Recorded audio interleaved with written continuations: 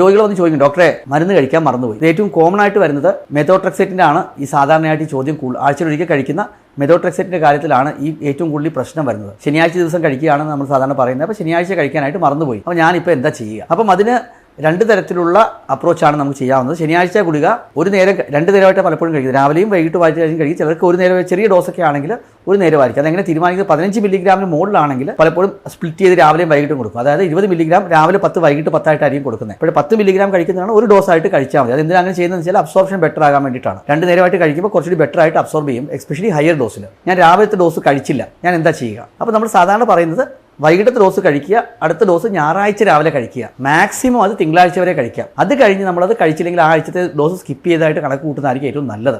കാരണം side effect ഉണ്ടാകും. അപ്പോൾ ഒരിക്കലും മെത്തോട്രെക്സേറ്റ് 25-30 മില്ലിഗ്രാമിന് മുകളിൽ ഒരു ദിവസം കഴിക്കാൻ പാടില്ല. സാധാരണ റുമറ്റോയ്ഡ് ആർത്രൈറ്റിസ് ചികിത്സ അതിൽ കൂടുതൽ കൊടുക്കാൻ പാടില്ല. കേരളത്തിൽ വരുമ്പോൾ അറിയാം, നിങ്ങൾക്ക് പ്രിന്റ് ചെയ്ത് നമ്മൾ തരാറുണ്ട്.